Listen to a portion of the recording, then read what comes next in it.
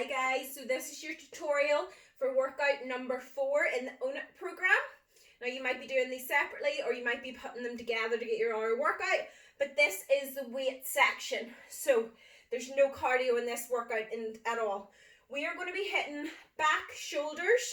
We're going to do the 5 exercises for those. We're going to do 3 times through. We then have 5 exercises for core, and we're going to keep them to the end, and we're going to do those 3 times through. So we are starting off with a bent over row. Bent over row is a classic, and we may as well do the ones at work instead of faffing around making fancy workout or exercises. So bend through the hips, and I want you driving back. So as you can see, my forearm is completely vertical and I'm driving up. So what you don't want to do is drive up and that happen with your arm. You're not going to be training your back, you're going to be working your bicep. So it's like the single row that we were doing yesterday. Drive up, squeeze, up, squeeze. So it's more of a scoot back than a pull or a lift. Now we are on to Arnold press after this. You want to bring the weights up to your chest and we're going to rotate round and up. So there's a wee bit more to it than a normal shoulder press. You want to start right down at the chest and then press. So you're going backs of the hand, rotate round front of the hands and press right through the shoulders. Up, down like that. It's a good wee one. Right, after that we are going to do seated row. So I just have this one, I'm going to demonstrate. You do want a nice heavy band. This one's a wee bit light. I'm just using it for the demonstration. I have a thicker one that I will use in the workout, but you can like double these up and everything with other colours. So what I found to get the strength that I needed for a seated row is having to nearly put all the bands together. It's easier to get a really heavy resistance band. Now, you're going to put the band around the bottom of your feet. So you want to be where the arches in your feet are. I'm then going to simply cross it over and that locks it into my feet. I'm going to have my chest up and then you're going to pull back, squeeze the lats, pull, squeeze. So the elbows are staying tight, chest up, head up, pull and squeeze. So you really want to be using the back. You want to pull back, squeeze every single rep. After that, we are using, you need a lighter, so this is the band that I would be using for lateral raises. I'm just going to stand on the band, straight up, out to the side. So with lateral raises, elbow never goes higher than shoulder, hand never goes higher than elbow. We're training the shoulder here. So lead up with the elbows and squeeze. So as you can see, my hands are always kind of pointing down. I'm going to go up, squeeze the shoulders. Now you can use plates or really light dumbbells. You aren't going to need an awful lot of weight for these. So these are just awkward. And you're just going to go out to the side.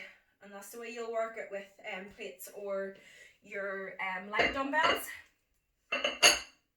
Next up, what we have is an underhand row. And that is going to be the last of the upper body. So underhand row we've done before.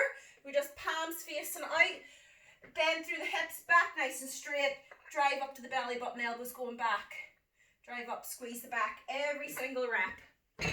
Now, the core, I will get my mat. So for core, we are starting off with butterfly abs. Now butterfly abs, your feet go together like this. So the soles of your feet are together. We're going to go down. You want to gain a little bit of momentum and we're going to go up, touch the feet, down, up, squeeze the core. When you come up, breathe out, empty the belly, squeeze the core. And that's what we're going to do. And you really find that'll start to hit the core. Next up, we're keeping it basic. We're going into straight crunches. So you can rest your head in your hands. Just don't pull your head up with your hands. Just rest it. You want to be leading with your sternum, which is the breastbone, just going right down the front of your ribs. So rest the head in the hands. We're just going to go up, squeeze. So as you can see, I'm not pulling my head, then I'm going around like that. My head staying up. I'm leading with the sternum. You don't want to lock off any breathing whenever you're training. Next up, we're going to do leg lifts. There's nothing surprising in this core workout. We're just going to go right down, pull up with the core. Down, make sure the back's nice and flat against the ground. Drive up. So when you go down, your back shouldn't arch. You shouldn't be able to put a hand or your hands underneath. If that is happening, you can place your hands under your bum to lift the pelvis up a little bit, and it makes it a little bit easier. Straight legs, and you just go down to the point that you feel your core is still active, and pull up. If you're going down this low and it's going onto your lower back, you're simply going to limit the range of motion. So you're just going to go down to the point that you feel that still in your core and it's not going onto your back, and you drive up. So that's the alternatives for those. Now, next after that, we've got bicycle abs, elbow to knee. We're switching through. So again, the back's nice and flat against the mat. Elbow to knee, you're going to hit the other, or tap, not hit, you're going to tap the elbow off the ground when you switch through. So you're twisting through with the torso.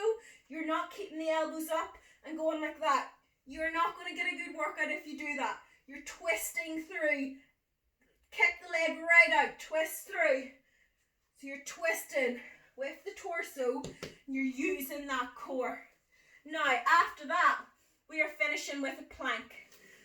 So, with the plank, what you want to make sure is that the bum is low.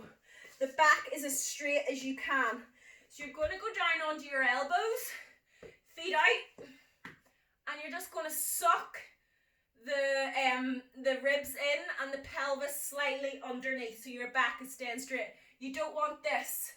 Might make your butt look good. It's not right. It's putting it all on the back. So you want to really pull in.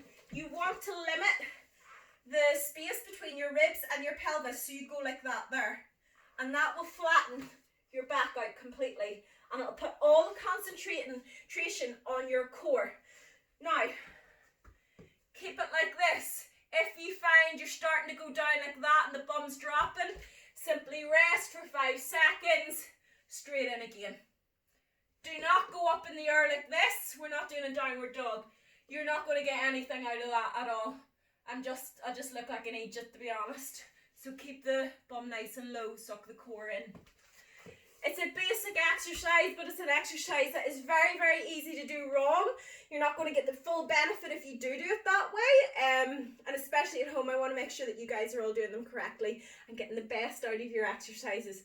So that is workout number 4. That's workout number 4. That is going to be our strength one. So if you're going to be like me today, I'm going to try and do both of these back to back. See how I get on after this cardio one. But I think the cardio one's going to be it's going to be sweaty. So turn these tutorials off. I'll stop yackering on, and I'm going to get these workouts done.